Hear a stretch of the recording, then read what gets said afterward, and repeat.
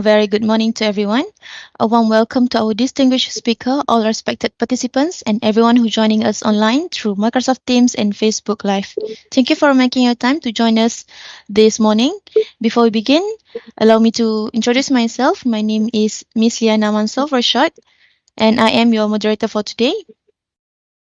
And if before this, last week, we have learned on how to use Web of Science. So today is about empower your research with Scopus. So today's session, we will explore on how to use Scopus. We will explore how Scopus can support and strengthen your research journey from conducting effective literature searches and analyzing results to identifying journals index in Scopus and understanding key research metrics. Also, we will learn on how to explore author profiles, track H-index performance, and use organization search features to assess and enhance research excellence. And now, let me introduce our speaker for today. It's Miss Ling Yu Lang, who is an Elsevier platform trainer based in Malaysia. She has been working with Elsevier Singapore on a contract basis since October 2007, conducting on-site training sessions on Elsevier solutions such as Science Direct and Scopus for public and private universities, as well as government research centers across Malaysia. Ms. Ling was also a former Scopus student ambassador at University Science Malaysia from June to December 2006, where she played a key role in introducing, demonstrating, and creating awareness among academic staff, researchers, and students on how to effectively use the Scopus database in their research activities. So, without further ado, I would like to invite Ms. Ling to begin the session. Please welcome. Thank you, Miss Liana, for the introductions. So first, let me share my screen.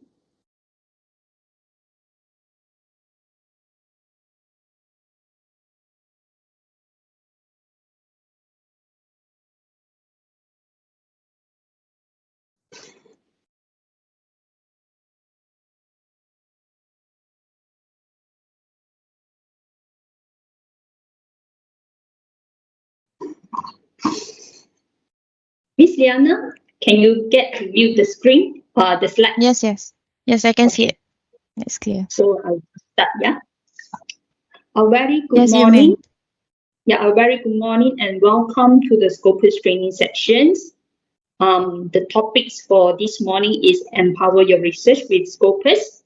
And I'm Yu Lang, the Elsevier platform trainer in Malaysia. So this will take about 1.5 hours. Throughout the entire session, if you have any questions, just feel free to drop your question using the chat box. I will take a look at the question from time to time. And without further ado, let's take a look at the agenda of this Scopus training sections. So we will quickly go through the introductions of Scopus, what content is in Scopus. I'll focus on how to practically use this Scopus for searching. So in Scopus, we have customized our search into document search for literature, then author search, organization search. And you also get to learn how to identify or how to check what are the titles or sources indexed in Scopus. And you can check their journal performance.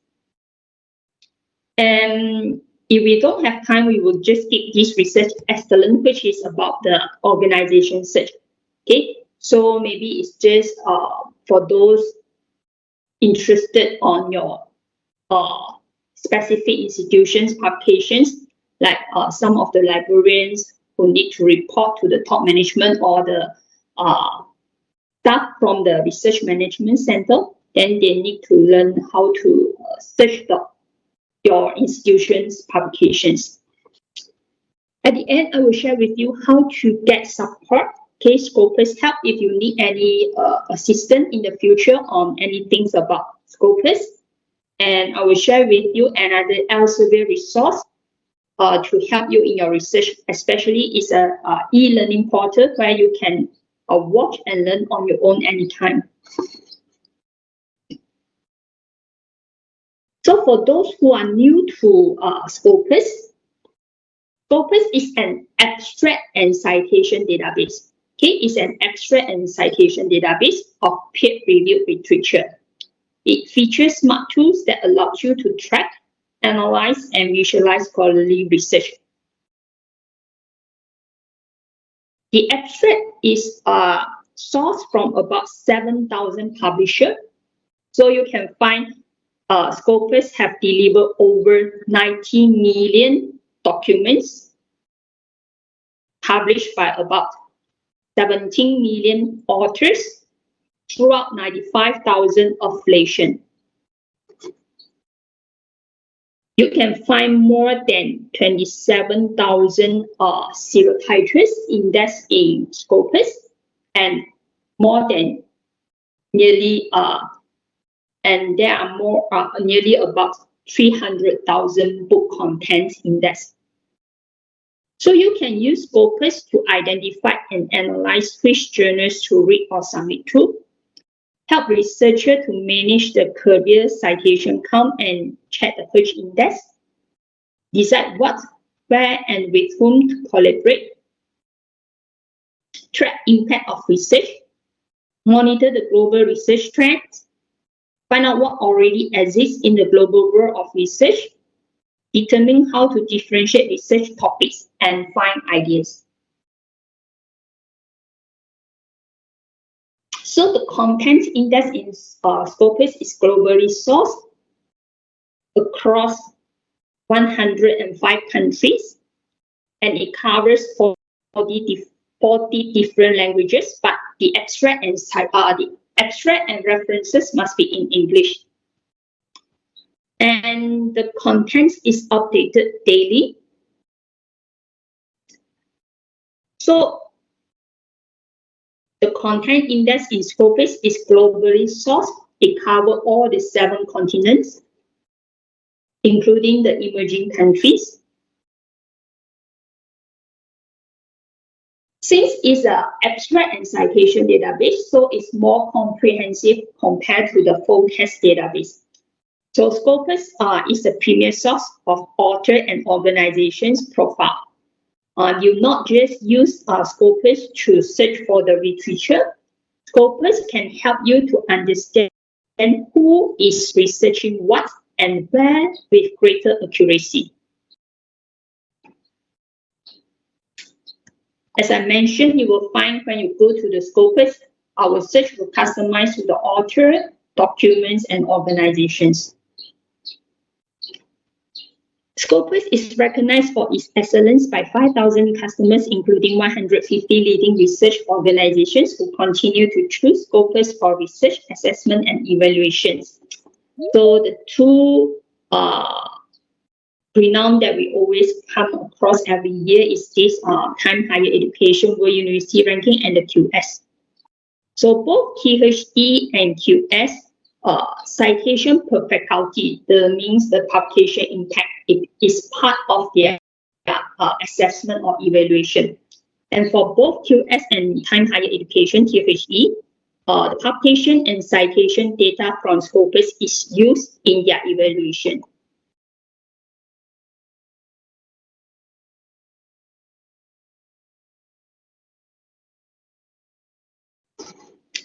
So this is a summary of the content index in Scopus. So Scopus have indexed 4 types of publications: the journals, proceedings, conference proceedings, book chapters, and another little number of trade publications. And you can find we have about there are about 19 million, more than 19 million open access documents are indexed in Scopus. So those contents indexed in Scopus is unbiased, comprehensive journal coverage with titles from many reputable scholarly publishers, are indexed. Even though Scopus is developed by Elsevier, this global information analytics company, but not 100%, but not all the Elsevier journal is indexed. So those titles or sources indexed in Scopus are rigorously reviewed and selected by an independent board of subject matter experts. Okay, we call them content selection and advisory board. Okay, there is a CSAB, the panel who review and select those titles. So from across the world, there are more than 100,000 active titles published, but less than 50% of it are peer reviewed. And from the peer review, Scopus have review and select and index about 28,000 of it. Okay, so not all the peer review is indexed, but all the contents or all the titles indexed in Scopus are peer review. So those sources or serial titles indexed in Scopus must meet all the minimum criteria. Okay, all the 5 minimum or basic criteria over here. They must have peer review process, English abstract, regular publication, no delay in the publication, must have Roman script references, abstract and references in English, publishing ethics statements. And the eligible titles are further reviewed by the content selection and advisory board. Okay, so there are the third party. Okay, it's not from Elsevier, it's third party. According to a combination of 14 quantitative and qualitative selection criteria below over here. And for more information about how titles index in Scopus, you can refer to this blog post from the below URL over here, or you can contact by email to this title suggestion at scopus.com. So this is our CSAB of different subject chair. We have about 17 subject chairs. So most of them have their expertise in specific subject area, especially they have a long editorial experience. And for your information, those serial titles or sources indexed in Scopus, of course, before they get to index, they have to go through the selections. Then after they have been indexed, from time to time, Scopus will carry out re-evaluation process. Okay, re-evaluation process. So to make sure all those titles still meeting all the minimum criteria, still maintain their quality. Any questionable or any titles, their credibility, or maybe they have been suspected as predatory or bogus journalists, then Scopus will further investigate. So throughout these 5 years, 2016 to 2020, from the re-evaluation process, Scopus have stopped index or removed about 500 titles. Okay, discontinued to be indexed in Scopus. So if you like to publish your paper and get your paper indexed in Scopus, before you submit to the journal or proceedings or to the publisher that you want to publish, you just make sure to check in Scopus that those titles is still actively indexed. So for those who are new to Scopus, okay, you can refer to this slide to get more idea on how Scopus can help you in your research. So you can use Scopus for literature search, identify potential collaborators, assessing the quality or impact of a paper, analyzing journals for reading or to target publication. So you will notice that there is a lot of like assessing, analyzing. So Scopus have incorporate analysis tools. So from your search, you can easily identify the prolific authors, the targeted publications, and the performance or impact of journal, of paper, individual documents. And for researchers who have published and get your paper indexed in Scopus, you can search for your author profile, you can manage your profile, and you can check your page index. So we will start by the first purpose of using Scopus, which is to explore the literature. So when you go to the Scopus, you can go through your library. If you are within the campus, maybe you can try go by direct, scopus.com, or you can just go through your library portal, okay, sign in with your library account, then you go to the Scopus. So if you have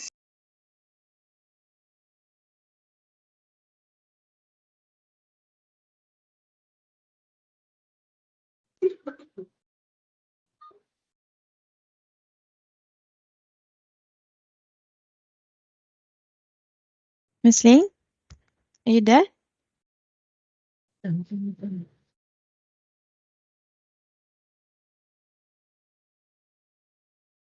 Miss Ling, I think you're on mute.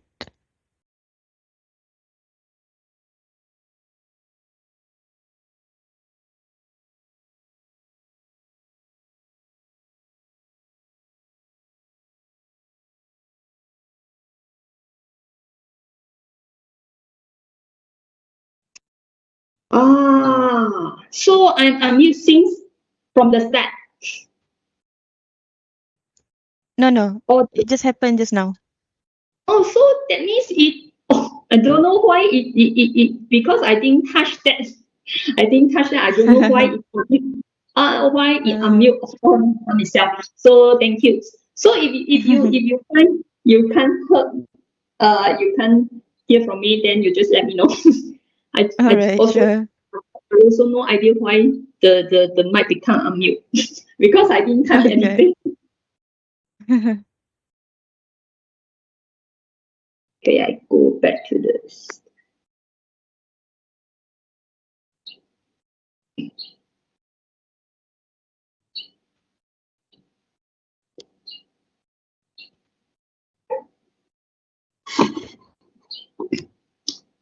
So when you use Scopus for literature search, so you just focus on you can just use the search tab.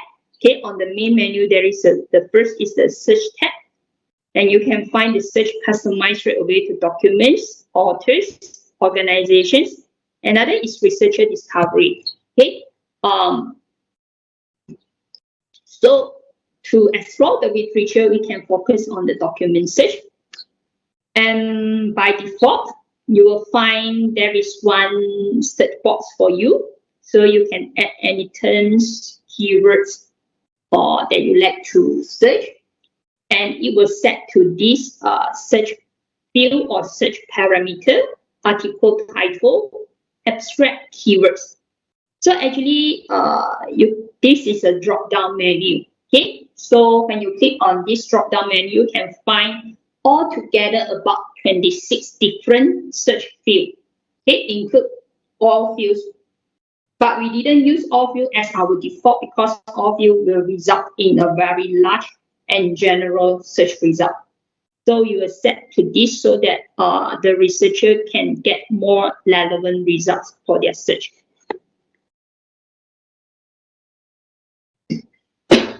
And if you like to search multiple keywords at the same time, okay, you can click the plus sign over here, and it will add additional search box for you.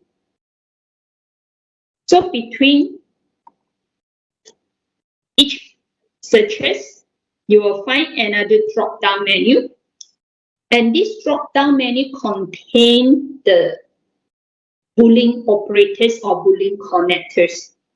So you just know which Boolean operators you should use to combine your searches. Okay. And beside this basic document search, you can also find Scopus offer researcher and other search techniques, which is the advanced document search. So when you go to the advanced document search, the interface will look like this. So actually, you will get an empty box over here. And on this empty box, you have to enter your own query string. So if you then have any idea what is this query string, this is an example. Okay, here is an example of a very detailed search. So you can search various number of keywords by set the keywords to various search field, and also combine your searches with using these 5 different Boolean operators. In advanced search, you can perform the search by setting your search up to 64 different search fields. While just now in basic search, in the drop-down menu, you can find 26. In the next 2 slides, you'll get to learn some searching tips and skills how to perform your literature search more effectively. So, first is choosing the search terms. Okay, so use the specific search terms that closely related to your research topic. If using too general terms, definitely you will receive a very large and not that relevant results. You can include alternative words and abbreviation. Then for those who like to search multiple keywords or terms at the same time, so these are the 3 common Boolean operators that you can apply. And you use and when you want to find documents that contain all of the terms. When you want all your search terms appear, then you have to combine your searches with and. Or finds document that contain any of the terms. So use or when at least one of the terms must appear. So normally you apply this or when you search for the synonyms, alternate spellings, or abbreviations. For example, you can search micromouse or picomouse. Or if you like to search for a specific authors, but you're aware the authors have published using different name style, 3 or 4 different name style. So you can enter all the different name style and you combine your search with all. So you won't miss out any of these authors' publication. Not excludes documents that include the specific terms from the search.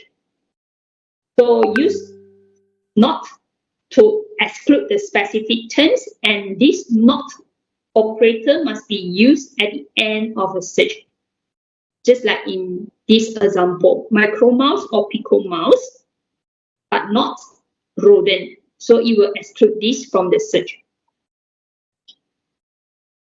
Next is finding variations of a word. This refers to when your terms or keywords is actually a phrase. Okay? A phrase means that that particular terms or keywords consists 2 words and above.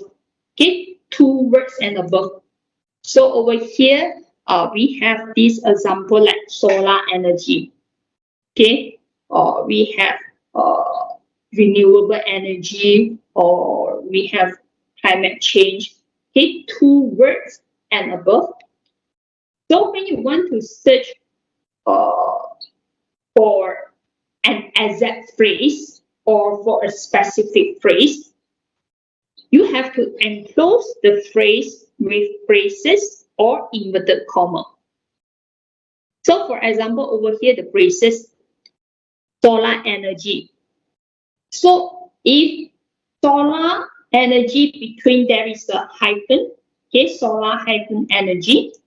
When you use the braces, then Scopus will search it as an exact phrase, exactly the same within the braces.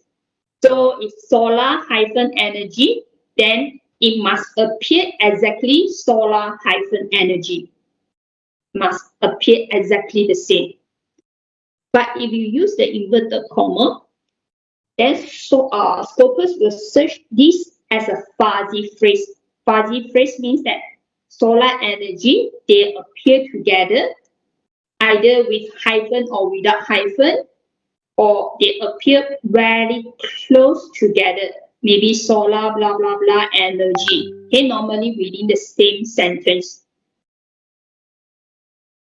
So it's not that exact compared to the phrases.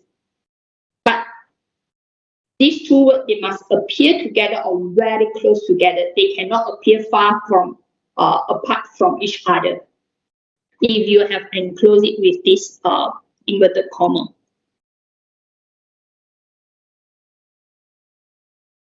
Another tip is about these wildcard characters.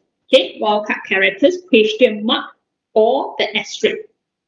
So in Scopus for the literature search, it supports this wildcard. So you can use the question mark. Okay, you can use a question mark to replace a single or one character anywhere in a word. If you want to replace multiple characters in a word, then you have to use the asterisk. Okay, so you use asterisk if you want to replace 0 and more characters, not only 1. If 1, then use the question mark. So this is an example of this research on sustainable development. So when you conduct this using the basic document search, after you search, you will get these results. So on this result page, you will straight away find how many results found. Then you can filter your result or you can refine your results. So there are 2 options. One is you can perform a secondary search. Okay, so you can, because this sustainable development is too general. Okay, so you can narrow down or refine the result to a more specific area. So you add additional terms under search within results. Okay, so it will search for these additional terms or keywords within this number of results.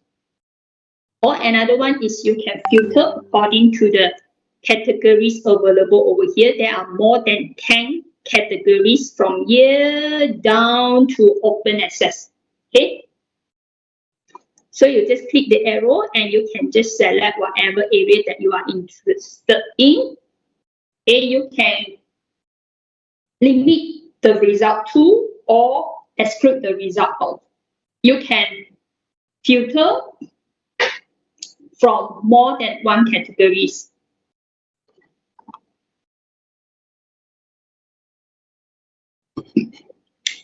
And these are some of the, especially these 2 are the very common features for the literature use.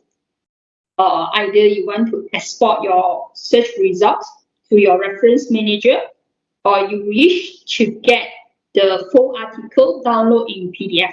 Okay, so you will find another 4 features hide under this more. Okay, So another 4 feature is this save to list, view cited by, view references, and also the email features. And slightly to the right hand side, you will find another drop down menu, and this provides you the sorting option. Okay, so by default, in Scopus, your Scopus search result is sorted according to the date. Okay, newest published to the oldest. But on this screenshot, okay, my sorting option is according to the cited by highest. I want to get my search result sorted according to the highest cited to the least cited. Okay, so you can get, as Scopus is an abstract and citation database. Okay, citation database. So straight away from the result, you will get to know how many citations each documents have obtained. And for each result or each documents listed over here, below you can find a few quick links. Okay, so one is show abstract, so it will quickly access you to the abstract of the articles within this same page. Okay, within this same result page. So you will get more idea about these articles or documents, whether it's relevant or not to what you want to search. You no need to open the articles one by one. You can read all the abstract on the same page over here. You can scroll down to the bottom. Okay, you can scroll down to the bottom to select how many results you want to display per page. Okay, how many results you want to display per page.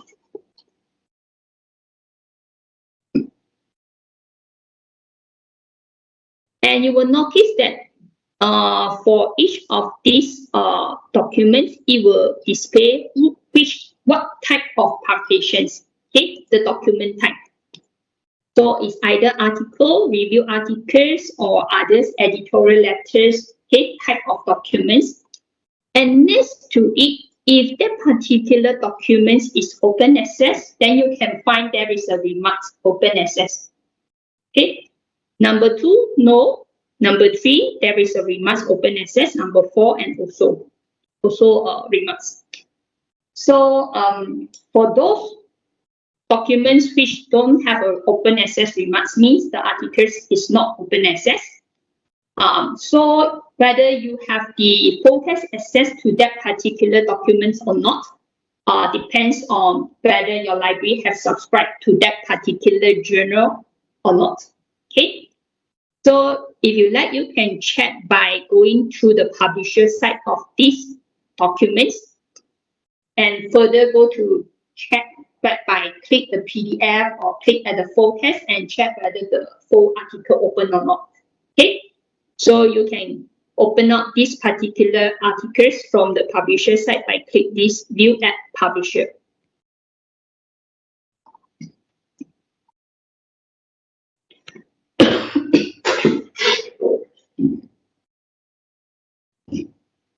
If you click at the document title or article title, it will open up the individual article for you in the HTML format. So Scopus is an abstract database. Okay, abstract database. When it opens the individual documents for you, you will only get to view authors, article title, authors, the abstract, and if authors keyword available, it will display all those author keywords, index keywords, then followed by the list of the references. So no matter is subscribe, not subscribe, or open access, you only get to view abstract and references only. It won't display the full documents. because it's not the full text database, it's the abstract database. On the right hand side, you will get the cited documents. Okay, so those document indexed in Scopus which have cite these particular documents that you open. So you can find the cited documents list over here. You can find the full list by click this link. And below you will find related documents. Scopus will suggest to you some related documents indexed in Scopus, which written by the same authors with these documents or which have the same keywords with these particular documents. So if you take time to look at these related documents, you may find some of the documents is also related to what you want to search. So you will get additional literature, related literature at the same time. In between over here, you will find there is this citation. Okay, overall citation received or obtained by this document. And from the citation, Scopus will calculate for you this, these metrics are FWCI. You will notice FWCI, there is a question mark over there, right? So if you come across anywhere in Scopus with a question mark, so you can click the question mark, you can learn more about what is it. Okay, so if you want to know what is this FWCI, you can just click the question mark. FWCI actually is a matrix show how well this individual document is cited when compared to similar documents of the same age and same type. And there is a value for world average, which is 1. So if you find an individual document, the FWCI value is above 1, then you get idea that particular document is highly cited compared to the peer documents. If lower one, if low is less than 1, then you will get to know the document is less cited compared to the peer. And it will give you a number of view count. And you can click the links to view the full matrix module. So when you open the link, so beside the citation, FWCI, and view counts, you also can find another alternative article level matrix incorporated, which is the Plant S matrix. Okay. So Plant S matrix, you can learn more on in the next 2 slides. So this actually is an alternative matrix to help researchers to check the impact of individual documents or individual articles. This Plant S matrix, they evaluate the impact of paper according to 5 different categories: usage, captures, mentions, social media, citation. For usage part, this Plant S matrix, they partner with another publisher or database called EBSCO host. Okay, EBSCO. So only those documents indexed in the EBSCO database will have this usage count. Okay. Then captures refer to bookmarks. One of the metrics is if the documents have been saved to by Mendeley users to their Mendeley library, then you will get to know how many of it. So captures normally is a early indicators, okay, that the researcher wants to come back to that particular document. So it can be an early indicator of citations. Then mentions refer to those documents if it is mentioned in blog posts, Wikipedia. Social media include both the Facebook, Twitter, and other citation platform, not only the not only Scopus, you also cover the patent citation, clinical citations.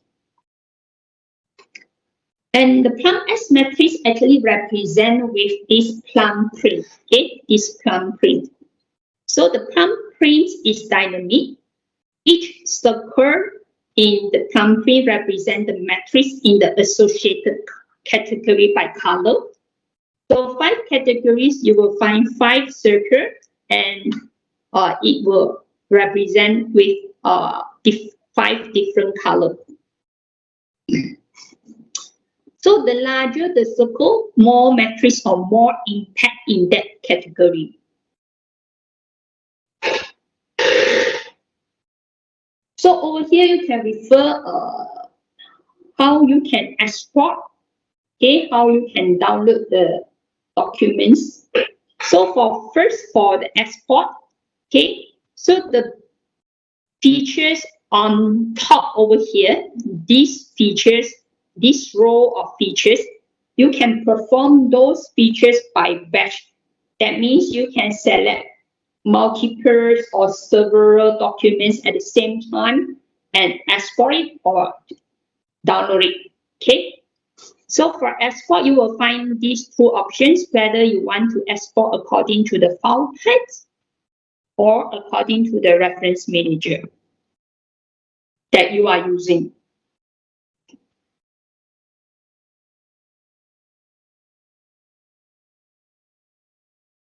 For those who are new to Mendeley, okay, because Mendeley also owned by Elsevier, and Mendeley provide user for free reference manager using this Mendeley as free reference manager to store, to manage their literature, PDF, okay? And also you can find more than 7,000 citation stuff available in the Mendeley site. Okay, when you add this Mendeley site in your Microsoft Word, when you want to write your dissertations, your paper.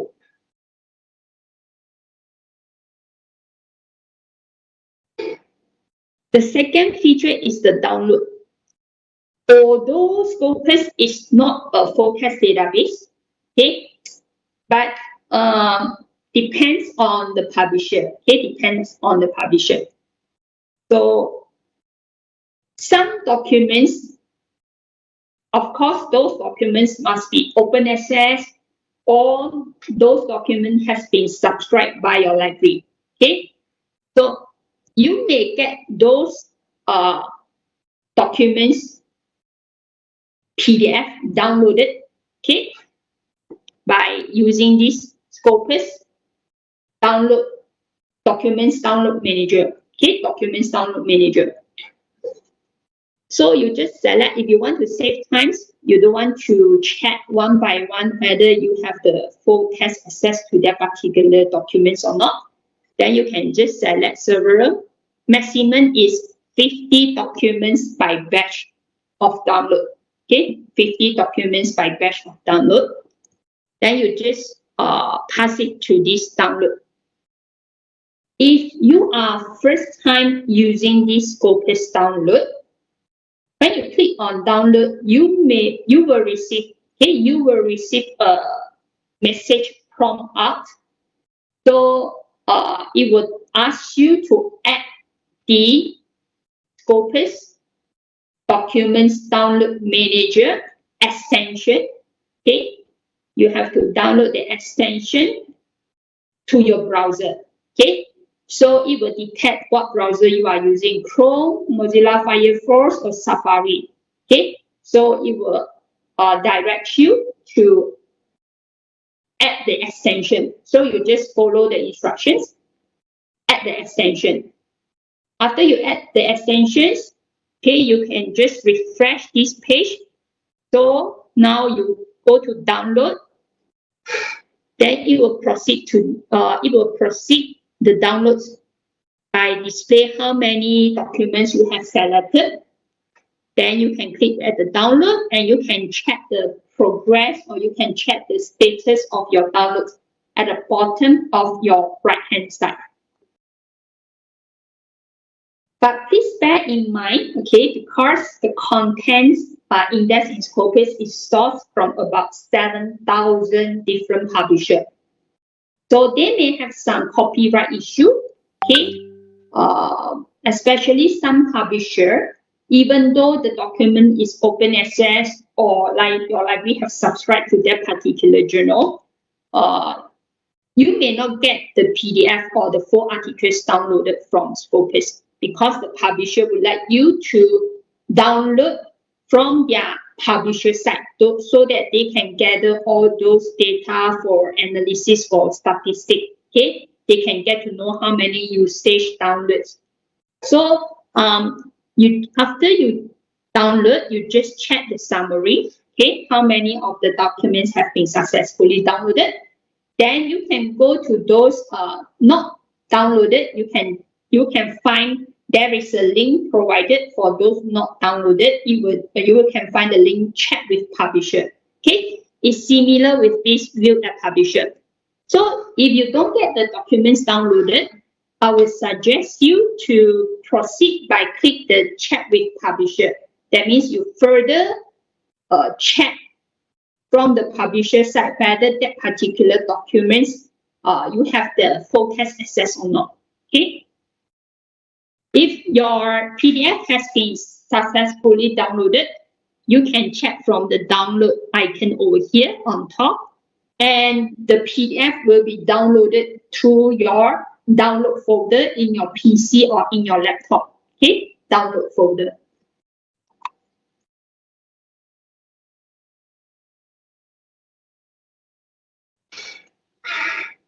For the document search or the exploring the literature,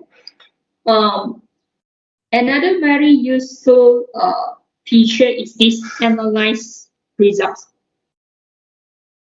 So this analyze results is at the right hand side, okay, at the right hand side of your result page.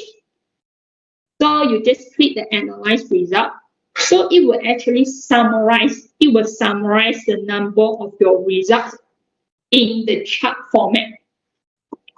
In the chart format, and it will break down in 8 different categories. So this one is analyzed according to the source index. Okay, source index in Scopus. So by the source category, so you can straight away identify the targeted publication if you are working in the same research area. So you will get idea where those researchers, scientists are working on this sustainable development, where most of them publish their papers too, or which journal, which proceedings, okay, publish the most number of papers for this particular research topics or research area. Then you scroll down, you can find other categories like years, okay, analyzed by years. So if you refer to years, you can identify straight away the trend of your research. Either it's in a growing trend or it's in declining trend. And when you refer to the author category, you can identify straight away who is the most prolific author or the expertise of your research. So you can contact those researchers for collaborations or to invite them to be your paper peer reviewer. Other categories like affiliation country, you can identify which country have published the most number of paper, okay, which affiliation is most active in that particular research. And also there is a category called funding, sponsor funding. You can get some idea when which funding body have offer the most number of funding for that particular research area. And here we come to another features in this search result page. The feature is set search alert. This is a customized or personalized features. Okay, so when you go to access to this Scopus database, you will notice on top of the homepage of Scopus, there is sign in. Okay, so if you like to unlock those customized or personalized features in Scopus, there are a few different customized features available in Scopus. So if you like to unlock those features to customize your activity, your searches in Scopus, you need to sign in first. Okay. So before you have to sign in, you need to have an account to sign in. So if you have registered an Elsevier account before either in another Elsevier product or platform like Science Direct or Mendeley, okay, then you can use the same account to sign in to Scopus. This search alert, the function is it will help the researcher to stay up to date on any new publications added to Scopus in the future. So if you want to stay up to date on any new documents added to Scopus for this particular keywords in the future, so that you won't miss out any new documents or new publications, you can set up the alert to help you. You no need to waste your time to run the same search every 2 weeks or every month just to check how many documents have added in within these 2 weeks or within this month. Okay, you just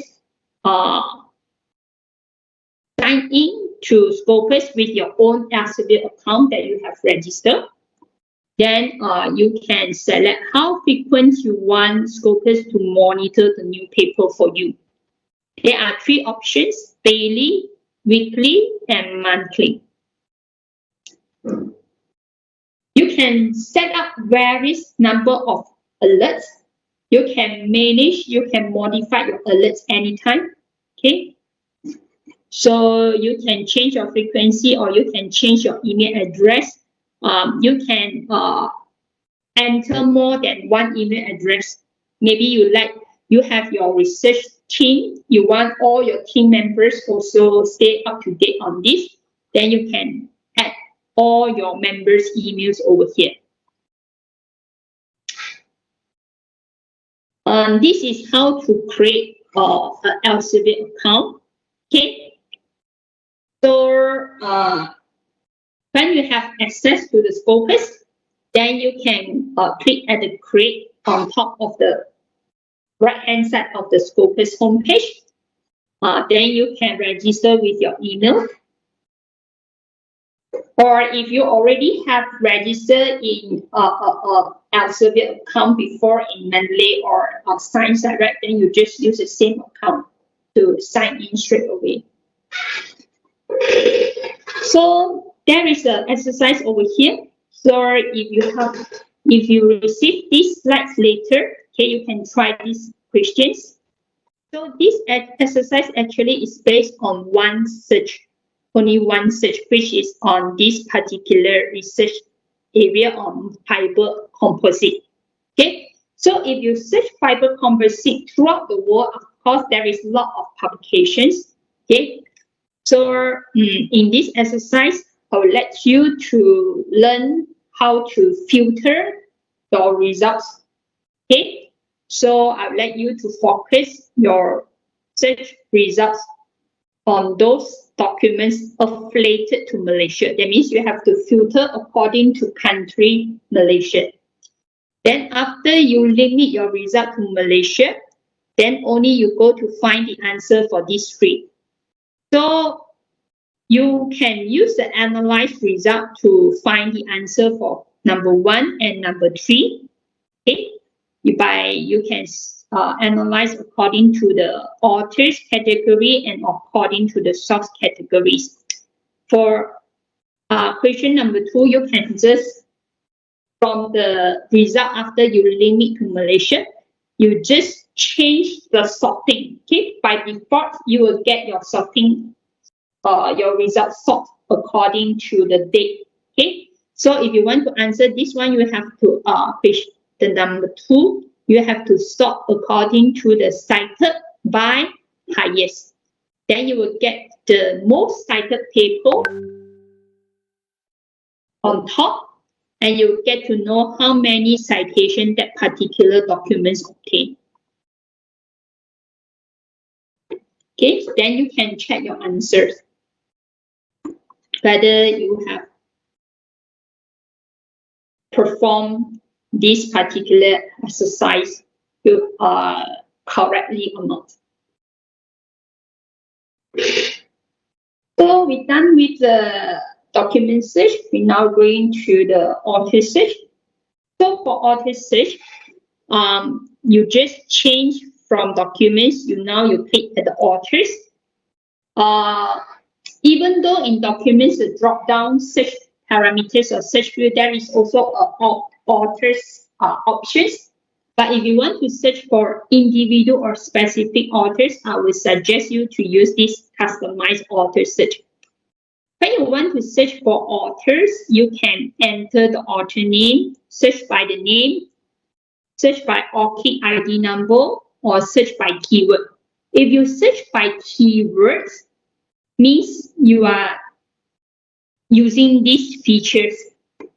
Okay, so this feature researcher discovery actually is allows you to search any researcher expertise according to their research area. Okay, searching by keywords.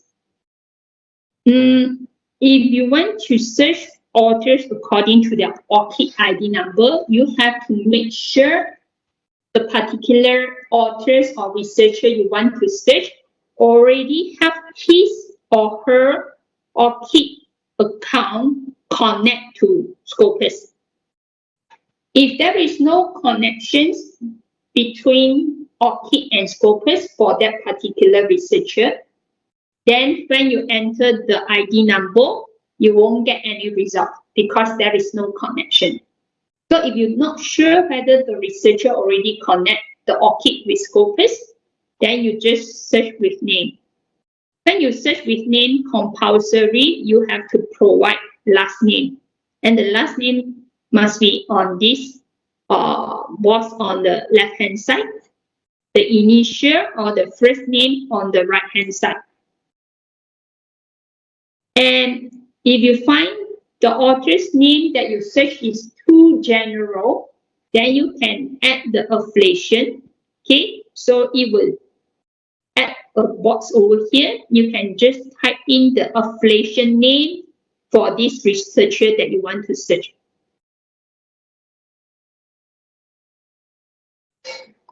After that, you can go to identify from your author search results, and you click at the researcher or the authors that you want to search, the author name. When you click at the author name, it will bring you to this author's publication profile.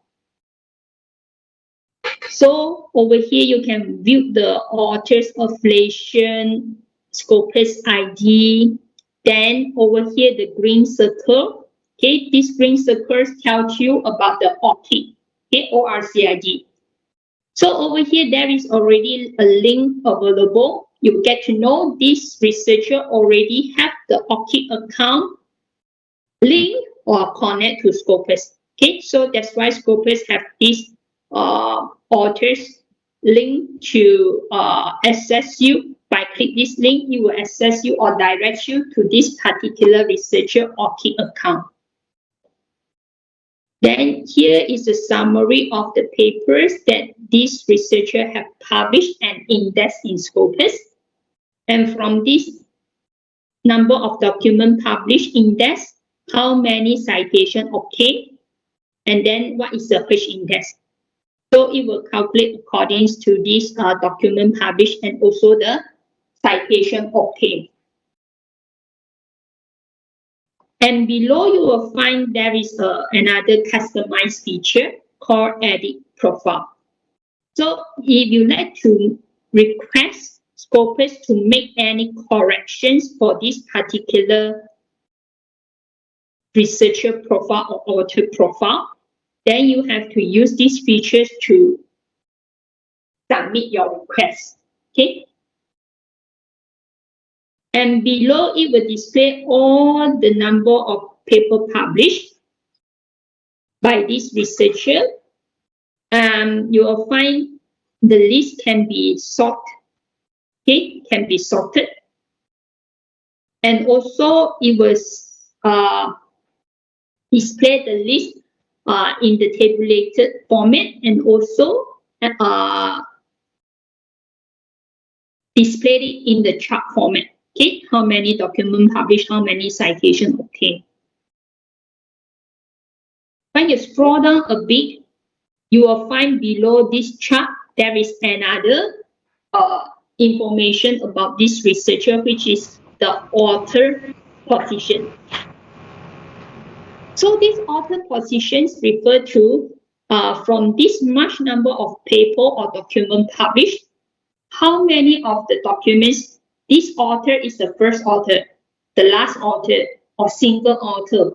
Okay, so some top management, they would like to know the positions of the authors, so they can just find it below slightly below this author profile page. And next to these documents, there is a tab called Impact.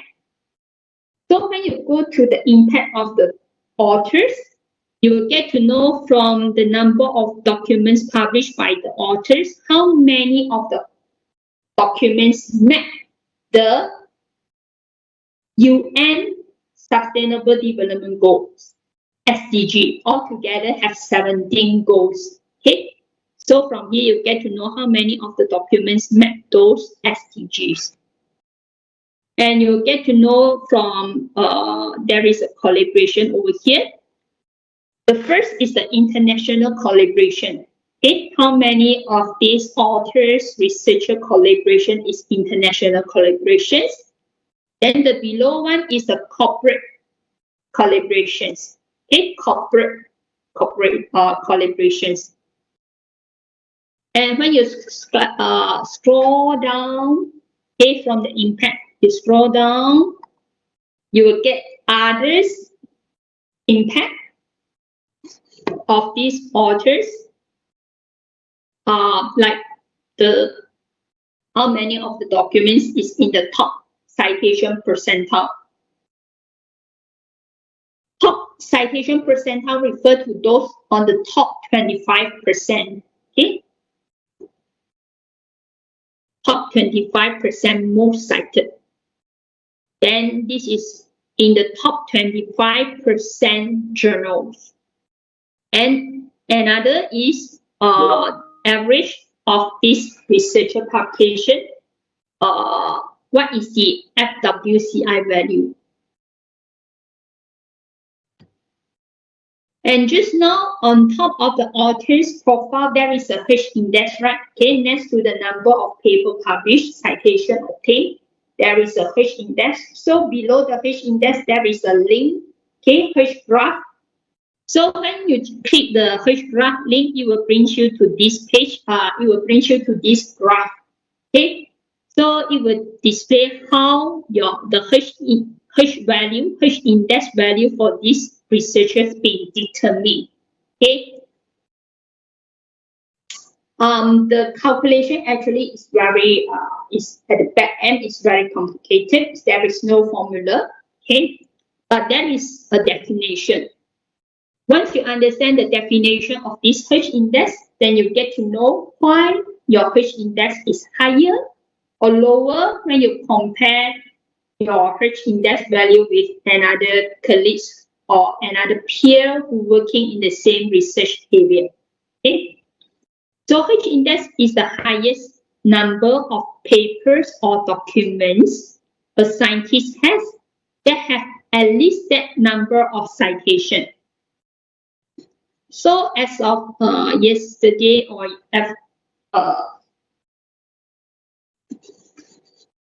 on this screenshot, the H index for this researcher is 30 because this researcher have 30 documents. Okay, you will notice this table is in the citation descending trend. Okay, most cited to the least cited. Okay, so you will notice the top 30 documents have at least 30 citations each. So the H index is also dynamic. Okay, it will grow with times. So when this researcher have 31 documents which have at least 31 citation each. So documents 30 must document 30, 31, 32 must receive another one citation. Okay, if two out of these three documents have received another citations, then the researcher will have 31 documents which have at least 31 citations. Then the H will change from 30 to 31. So the H index actually is very emphasized on both the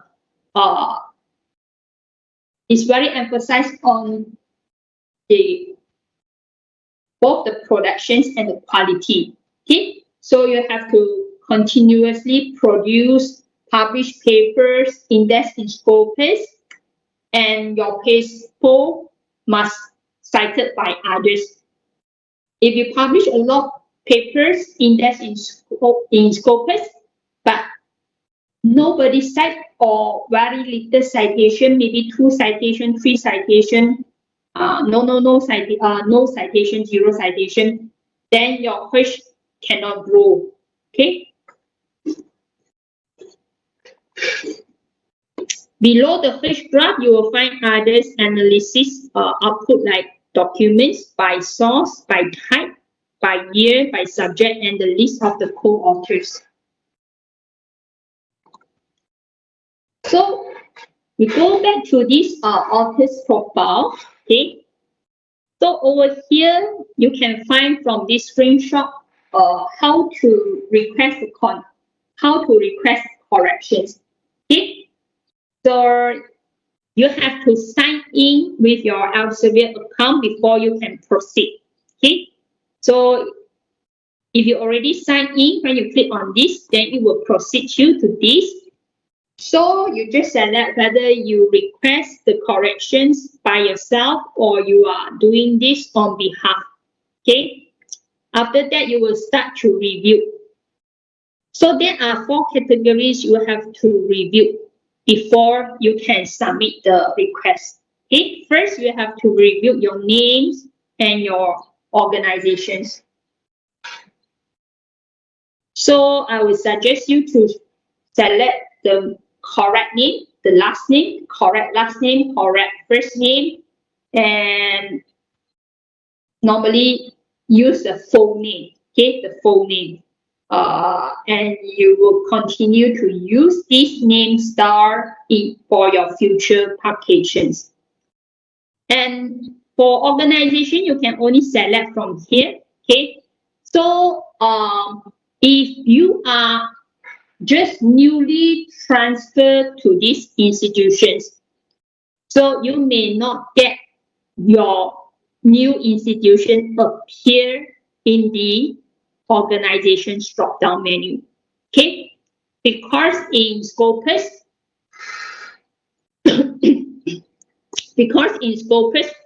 the affiliations that we assign for this particular researcher or authors or scientists actually based on the last publications.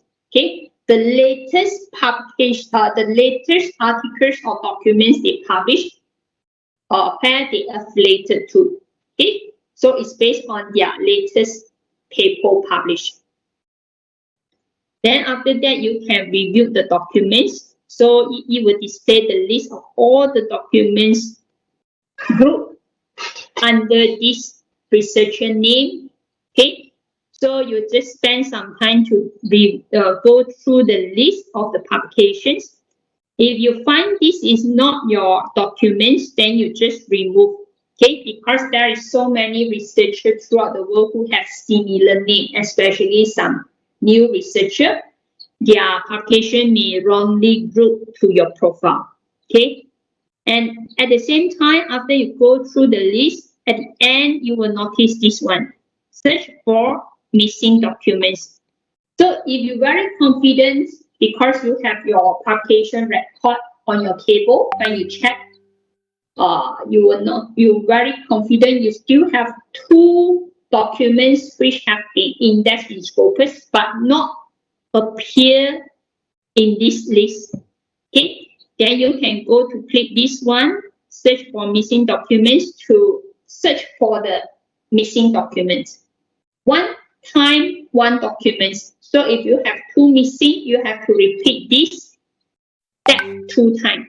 Okay, so as long as the document is indexed in Scopus, definitely you can find that particular document. Because when you click on this, there is a search box from up, so you can enter the title of the documents which is missing. Okay, so as long as it's indexed in Scopus, definitely you manage to find that particular document. Once you find the documents, then you can just add the documents to your profile. Okay, so after that, you go to review another 2 more categories and submit. After submit, you have to wait because it will take some time to get your correction done. So it will take from 7 working days to 21 working days. Over here, sometimes when you search authors with name from your author search result page, you will notice, or you very confident, you identified authors number 1, authors number 4, or authors number 5. You're very confident they are the same person. So if you're very confident they are the same person, you just select number 1, number 4. Then you go to request to merge the authors. Okay, so when you request to merge the authors, it will switch on the same wizard. Okay, it will switch on the same wizard for you to proceed. So you have to go through the steps before you submit. Another is you can use this author feedback wizard. So it's available on this URL, and it will look like this. By default, okay, on this author feedback wizard homepage, you will only get one last name and one search box for the first name. So if you have published using more than one name style, you just click the plus sign, then it will add additional box for you. So you just add in all your different name style. This one feedback wizard especially useful when the researcher using different last name. Okay, so if you are using different last names, then you just enter all your different name style over here. Then you search. Again, you go to identify. Okay, you're very confident number 2, number 5, they are the same researcher. So again, you go to select and request to merge. So those researcher name ambiguity, okay, is very common for researcher, especially those researchers who are active and who have published quite a number of papers. Okay, so the name ambiguity normally you will face this problem, especially throughout, from because of these 2 scenarios. Okay, because throughout the world there are so many researchers who have a similar name, or the individual researcher publish papers but using different names. Okay, so both will resulted when you search on those database. When you search for the individual researcher, you will get the researcher. You will get that particular researcher spread into 2, 3, or more author results. Okay, because of the name ambiguity. So part of the solution in Scopus is we have incorporated this ORCID in our author search. Okay? So if you are new to ORCID, it stands for the original researcher contributor ID. So when the researcher they register an ORCID account, they will receive a persistent digital identifier or unique ID number that distinguish the researcher from every other researcher, that particular researcher with every other researchers.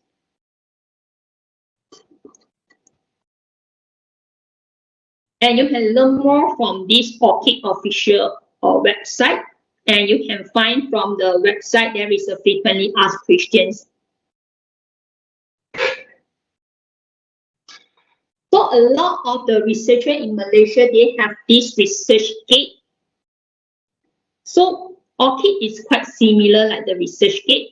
So it's the one is you are register or create the account on your own. So anything on your ORCID also managed by yourself.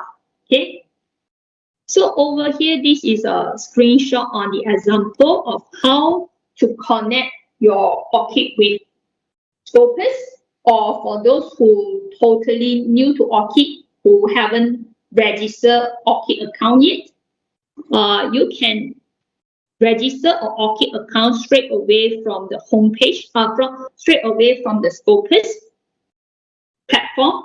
Okay, so just from the researcher profile on Scopus, so if you find there is this ORCID ID, there is a connect to ORCID, means that Scopus don't have the information for this researcher yet.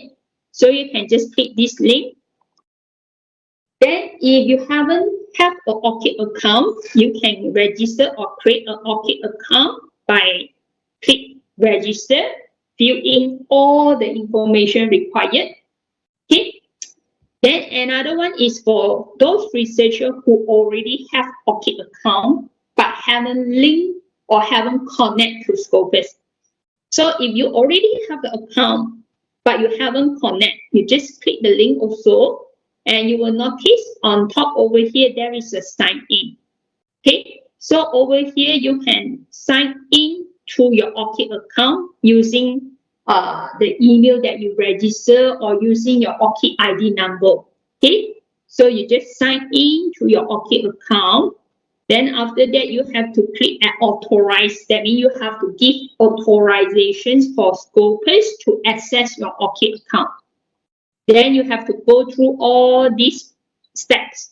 So it's quite similar like you request to make corrections.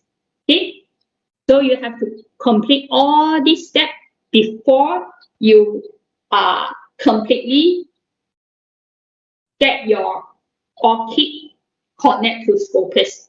Okay, so after you have your ORCID connect to Scopus, in the future, if you have any new publication added to your ORCID account, okay, and some of the documents is indexed in Scopus, now Scopus will group your publication in the correct researcher profile, because now Scopus identified the researcher according to their unique ORCID ID number. They not recognize the researcher anymore on their name or on their affiliations because those are ambiguity. So as your own account, as ORCID is your own account, so you have to make sure from time to time your ORCID account is up to date. Okay, you just not register ORCID account, then you ignore or neglect it. Okay, because nobody can make any changes on your ORCID account except yourself. So remember, from time to time, you go to your ORCID account and update your info on your ORCID. And researcher discovery is very straightforward. You can refer on your own from these slides over here. So if you want to look for any expertise for prolific authors, researcher for that particular research topic, you just enter the keywords. Then the result will display for you the list of the researcher and the matching documents. So you can click the preview profile so you can get to learn more about these particular individual researchers. Okay. You can filter the list as well.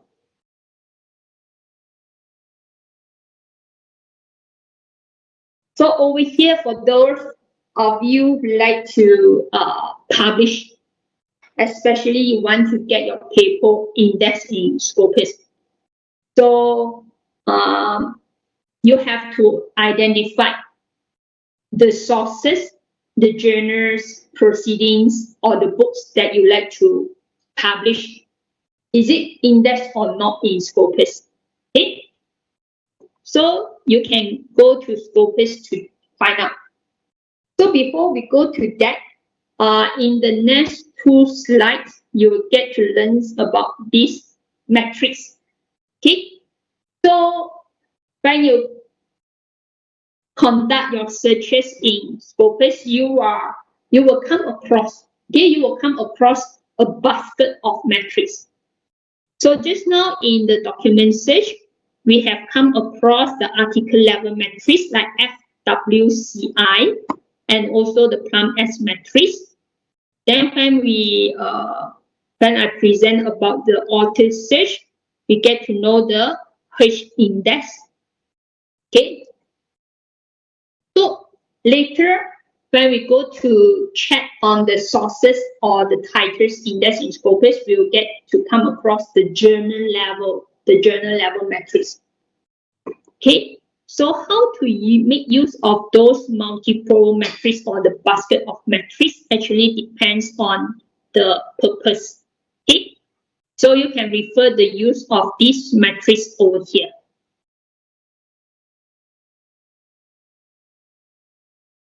So when you want to check whether the sources or titles index or not in Scopus, now you go to the second tab.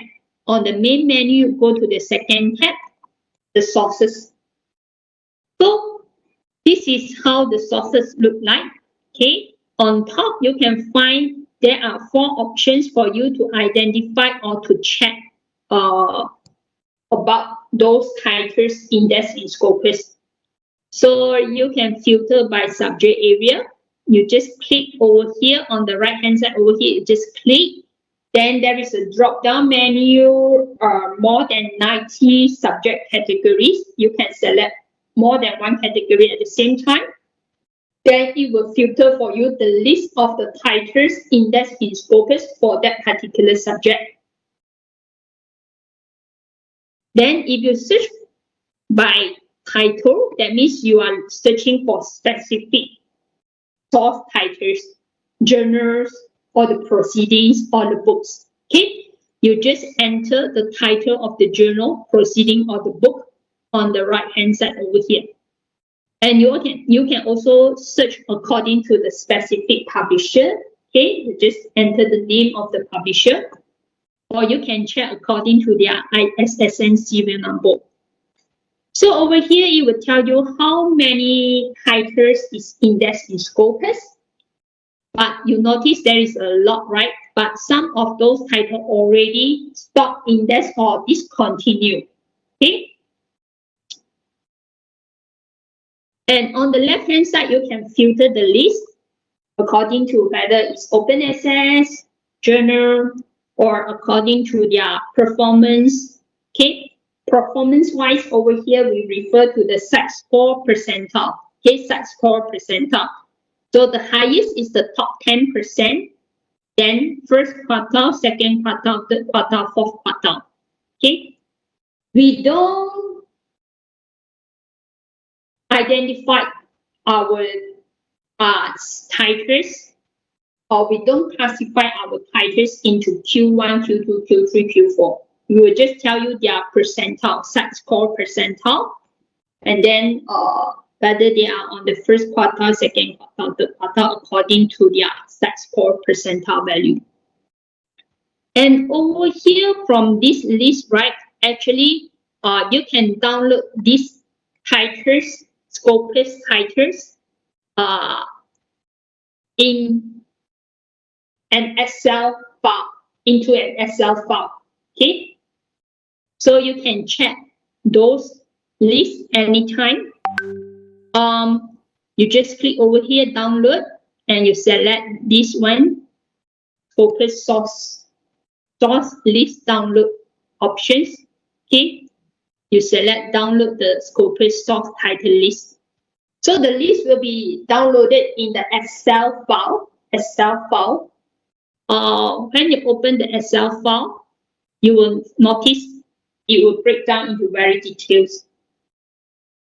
So you will get to know whether they still index or not index, their subject categories, their publisher, their country. Okay. Please bear in mind this list of Scopus title will be updated every month. Okay, the list will be updated every month. So I will suggest you to download it, to download the up-to-date list. Okay, because when you open the list in the Excel, you will notice at the bottom where you will get it breakdown by different sheets. There is one, it will tell you the most recent accepted titles. Okay, the newly accepted titles.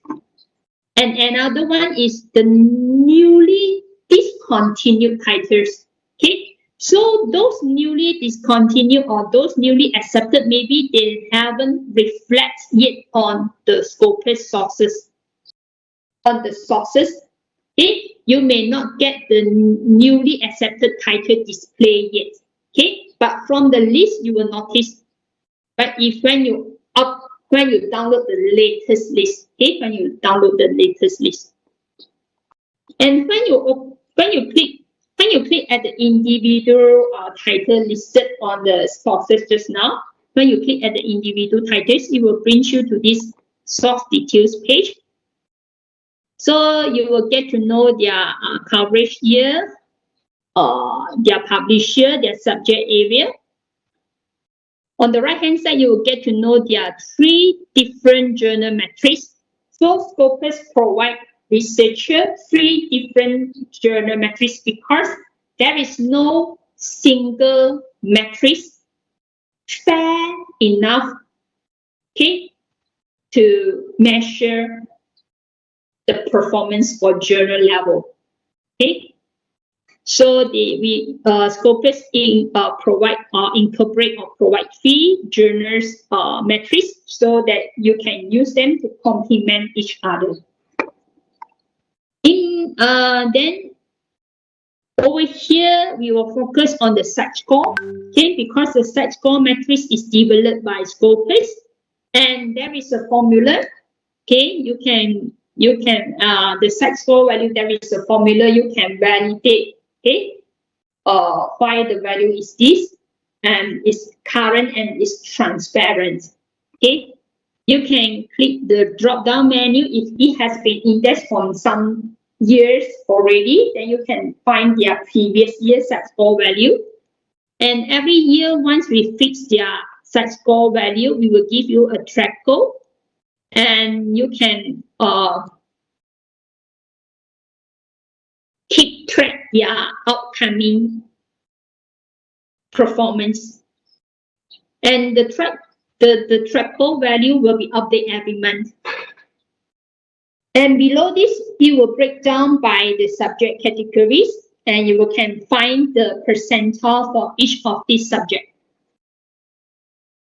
And next to the set score on the same row, there is another tab called Scopus content coverage. Okay, so when you click that Scopus content coverage, you will find the documents published reading these particular titles, breakdown by years. Okay, breakdown by years. So this is another options for you. This is another way for you to identify whether this particular title still indexed or not in Scopus. So as long as you find their current publications have been indexed, then you will find it's still indexed. Okay, that particular title is still indexed. So you can read on your own these three journal metrics. They are brief descriptions. Okay, these two, they don't have formula. They're more towards they have a similar concept like the FWCI. Okay, there is a world average. Okay, so the journal or the titles who have high SJR value or SNP value above 1 means they have a higher performance compared to the average peer journal. Okay, if less than 1, that means they have lower performance compared to the peer. So site scores, they were evaluated according to the 4-year citation using a 4 years. And when you are in this particular individual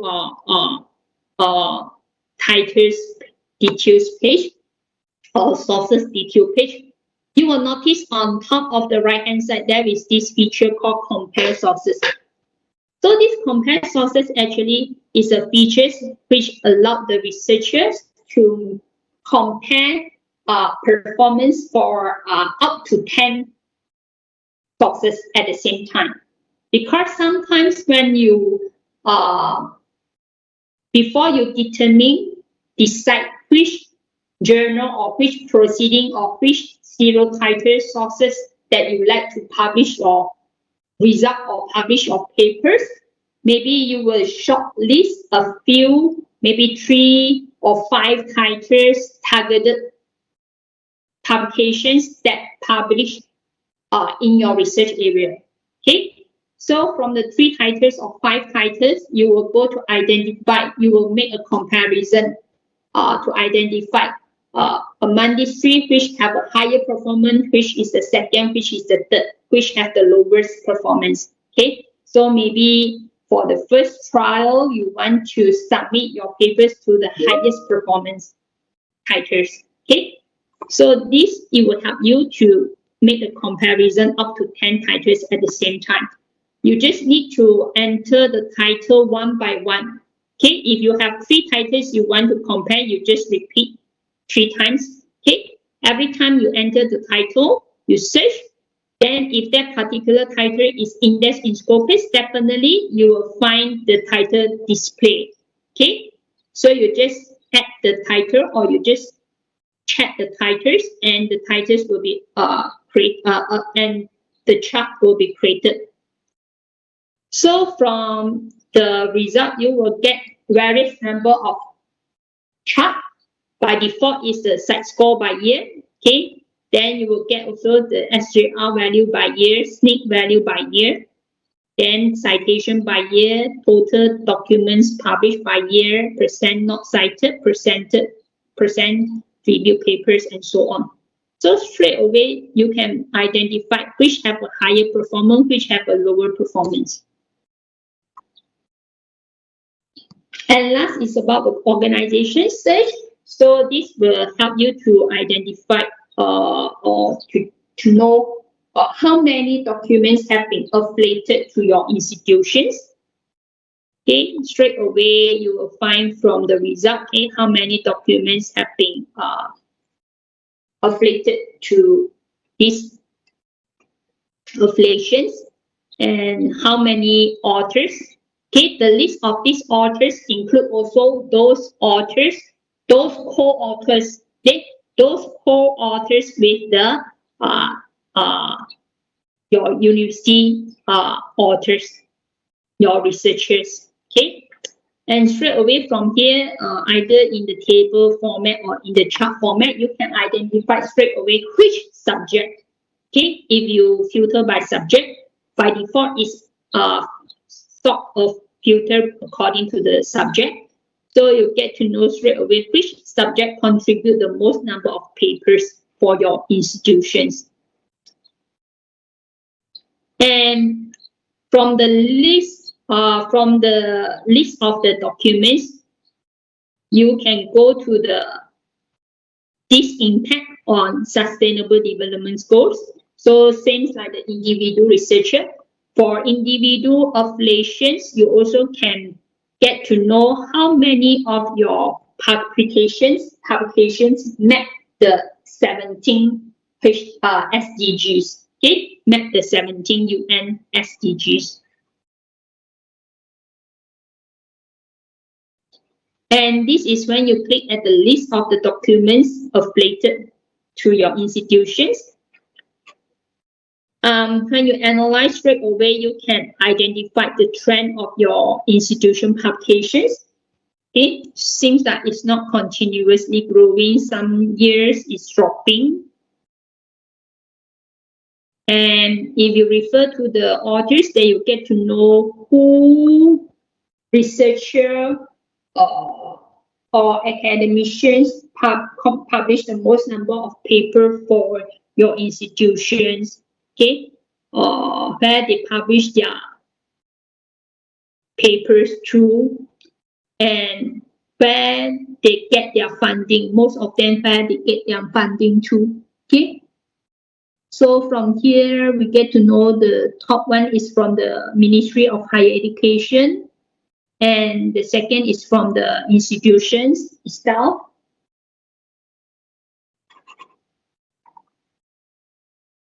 And from the list of the authors, so you can identify whether they are your institution academician researchers or actually is the co-authors with your institution's authors.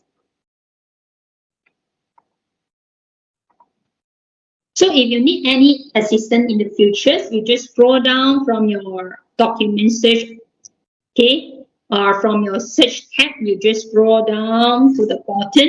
Then you will notice on the right hand side there is a customer service. It will break down into three different options. The help, if you click at the help, is like the community support. So you will find on the help page there is a search tool for you to enter your question, and below you can find the top 10 frequently asked questions. Okay, maybe some of the questions that you are facing have been asked by other users. Then you can find is listed under the top 10 frequently asked questions, and you can find the answer or the solution straight away. Another is tutorials. This is it will bring you to a page where you will find some short video tutorials. Then you can watch how to use Scopus breakdown by different features like document search, author search, or organization search. Okay, so you can watch on your own. Then contact us. You can find there is a page where you can find how to email to our Scopus support team, and there is a virtual chat box. Okay, you can chat with the you can have a real-time chat. And there are some channels like we have a blog post. Our blog post over here break down into a few useful features like there you can find there is a tips and tricks, okay, how to use Scopus more effectively. We have a webinar. Okay, so past few years, our Scopus product specialists in US, they have conducted some web training and they have uploaded it to this Bright Talk platform. So you can find the list of the webinars from the blog post, from the Scopus blog, and you just register a Bright Talk account. It's free for registrations. Then you can just watch those webinars. It breaks down into specific topics. We have one webinar just for SAT-score. Okay, so if you want to know more about this SAT-score metrics, then you can watch. And also there is a subscribe over here on the right hand side.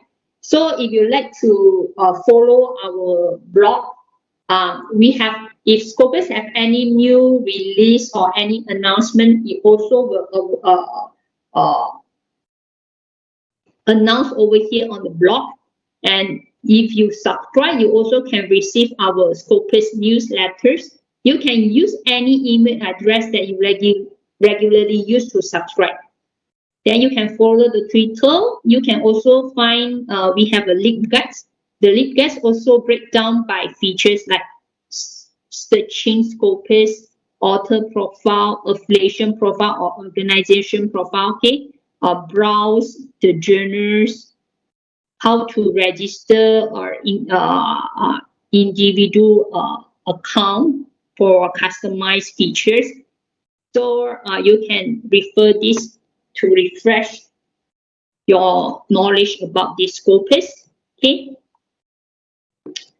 So last is about this. I would like to introduce to you another Elsevier effort where we develop a e-learning portal, free e-learning portal. We call them Researcher Academy. Okay, Researcher Academy. This is the URL, and this is how the homepage look like. So the purpose of this Elsevier Researcher Academy is to bring researchers through the different phases of research cycle, especially those early career researcher. Okay, so they can learn from this academy on how to from the beginning of the research preparation through the publishing process all the way to demonstrating impact.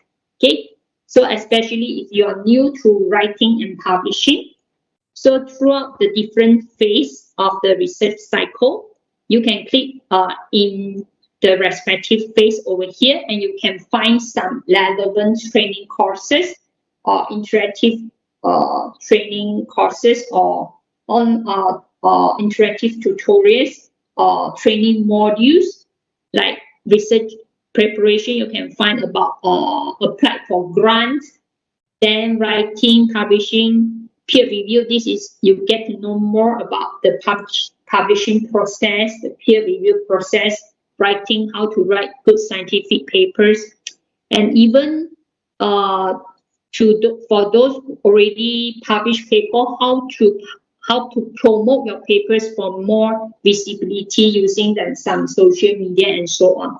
Okay, so this is an example of some of the courses available on this academy.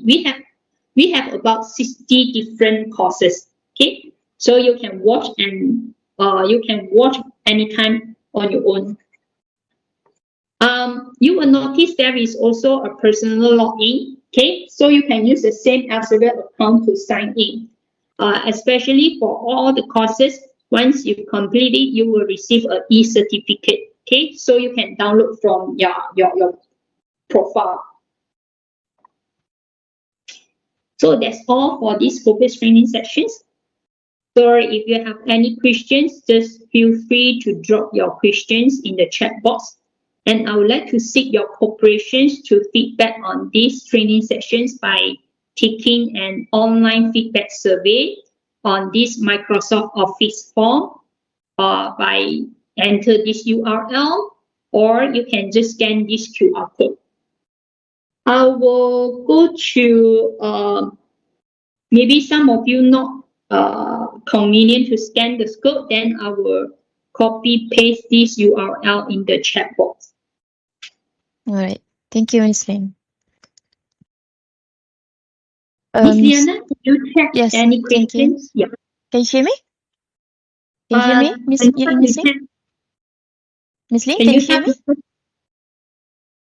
Yeah, I can hear you. All right. So thank you so much for the informative presentation and tutorial just now. So anyone who have time, please do sign in the forms that Miss Ling has just shared in the column. Oh, not yet. Oh, you okay? She will share in the column. So actually, we have dragged quite some time, but since in the column chat there's a few questions that I think quite important for us to get the insight right now from you. So I will read the question and Miss Ling will answer it. Can you? Or maybe you want to address the question in the form in the column by yourself? I'm reading the question right now. All right. If I miss any of the question, then you just remind me later. Okay, All I right. just Sure. go through the question number one. Is there a way to use Google search analysis to test the effectiveness of our article title before? We don't have this type of we don't have this type of features in Scopus, like what to test the effectiveness. Mm-hmm. We don't have, but in Elsevier we have another resource called Journal Finder. That one is only for those researchers if you want to publish your paper on the Elsevier journal. We have about 2,000 plus 2,500 around that number of Elsevier journal. And we have this Elsevier journal finder to help you test whether your titles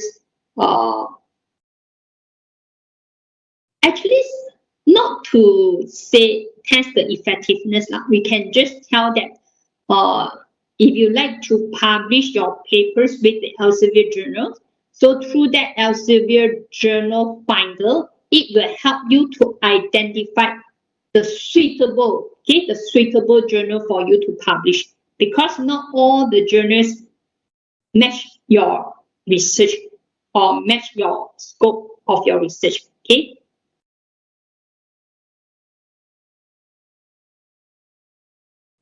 This one we don't have. For question one, we don't in Scopus, we don't have this type of tools to help you. How should we handle the frustration when we know our article has high citation or Google, but those citations simply don't show up? Okay, this one, because first you have to check your articles has high citation or Google Scholar. Then first is you have to check, is your article indexed in Scopus? Okay, so if your article is indexed in Scopus, but the number of citation in Scopus is less than Google Scholar, means that in Google Scholar there is a lot of other documents, okay, cite your work. But those documents, most of those documents is not indexed in Scopus. Okay? So that's why it not contribute citation to your Scopus paper. Okay? But I think your question is your article is indexed in Scopus as well. Just the number of citation is not that high in Google Scholar. Because Google Scholar, they index all articles no matter they are peer reviewed or not peer reviewed. Okay, they just, as long as it's actively published throughout the world, okay, so they will index anything. But Scopus, we only index those peer review, and after a series of review and selections. Okay, so of course, it will have less citations compared to the Google Scholar, because those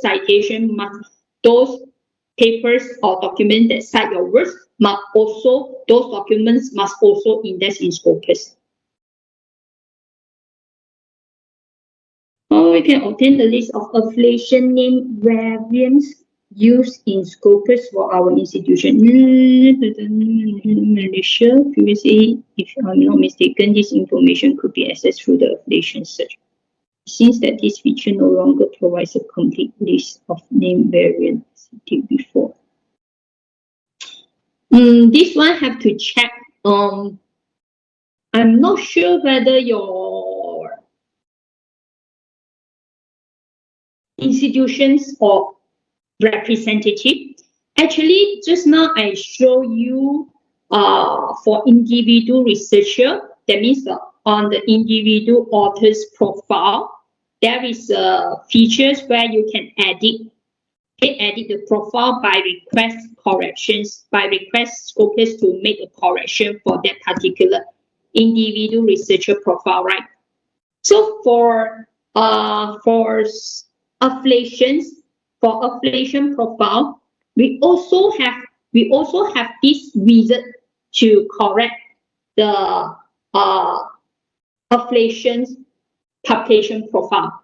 Okay, we also have this wizard, but only can access by 3 users for each institutions.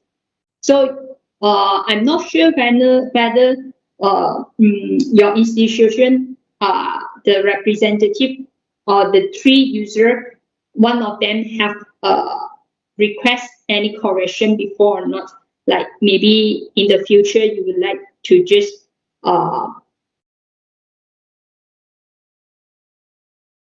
all your publications affiliation name must use in the English names, or they have asked to combine the Malay name with the English name. So this one maybe I can bring it to my colleagues and further check on it. Then we will get back to the librarian, Miss Liana. So if anything, then the librarian will help to update you back.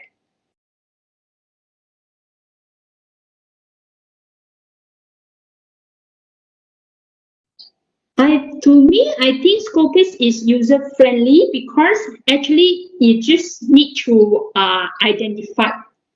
You just need to recognize what is your purpose, okay, of using the Scopus. So if you are in the early stage of your research, maybe you just receive a research topic. So the first and second months, you just focus doing all the literature search, explore all the literature, get as many literature as possible as you can. So at that time, at that phase of your research, then you just focus on using the document search. You just search, you just filter your result, you just export or download any literature that you obtain, okay, from your search results. Then for those researchers or postgraduate who already done some experimental work or conduct some survey, then you have some result where it's enough for you to publish a paper. Okay.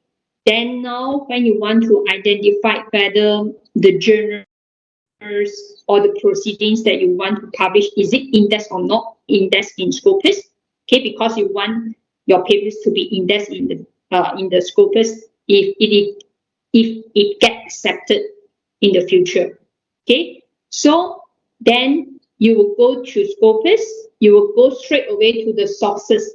Okay, sources on Scopus to check on those journals titles indexed in Scopus and check whether it's still indexed or not indexed. And for individual researcher who have published and paper indexed in Scopus, then they just go to use the author search. They just go to use the author search. All right. Is it done, Miss Ling? Or do you have anything you want to add more? I think from the chat box, these are all the questions that I'm come Yes. across. Not sure whether there is any other No, questions. I think that's all the question. Or is there anyone who want to add more question to Miss Ling? If no more, then I would like to express again our heartfelt thanks to Miss Ling for sharing her valuable time and insight with us today. And thank you to all the participants who joining us today. And before we end the session, I'd like to invite everyone to turn on your camera for a quick group photo. I would like to thank all of you for joining the sessions. Thank you for your attention. And thanks those who have filled in the online survey form. Mm-hmm. All right, Miss Ling, can you stop the presentation Yeah. for a minute because we want to take a picture. Yeah. All Wait, right. Okay.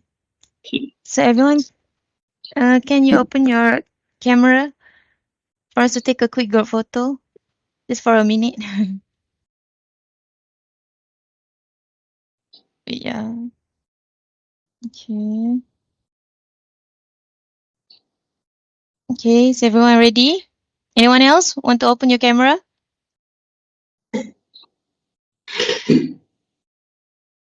Miss Ling, you don't want to open your camera? No. No, or shy one. Okay, it's okay. Okay, if you want, if everyone is ready, I will take the picture. Okay. Okay. 1, 2, 3, smile. All right. Okay.